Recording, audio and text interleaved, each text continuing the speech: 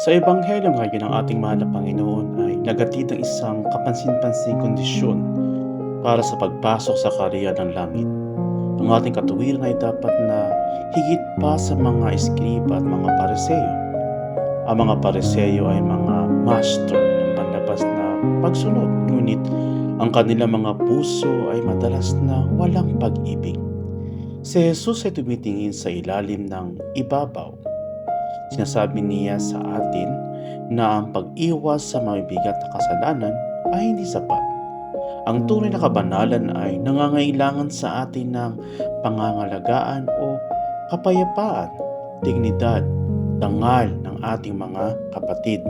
Laging tandaan ating mga kapwa-lehyonaryo na ang ating handbook ay nagsasaad na ang sikret ng lahat ng matagumpay na gawain apostoliko ay nasa pagkakaroon ng personal na pakikipag-ugnayan sa pamamagitan ng pagmamahal at tunay na pakikiramay.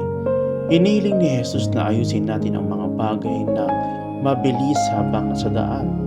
Kapag ang mga lehyonaryo ay lumabas ng magkapares, mga kasamang bisita, dapat silang magtrabaho ng buong pagkakaisa.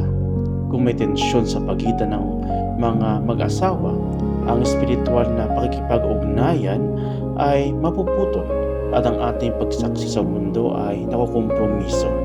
Mayroong bang anumang binhi na hinanakit, walang kawang gawa ng paghatol o pagmamataas sa ating mga puso sa isang kapwa-lehyonaryo o parokyano na umahadlang sa biyaya ng ating apostolik, ang ating apostolado ay dapat paano matutularan si San Barnabas na ngayon sa pamamagitan ng pagiging instrumento ng paghihikayat at pagkakasundo. Naway pagpalain ka ng Diyos at ang iyong pamilya at lahat ng lehyonaryo dyan. Ave Maria. San Barnabas, Apostol, ipanalangin mo kami. Pati sa inyong lahat sa kapistahan ni San Barnabas, Apostol.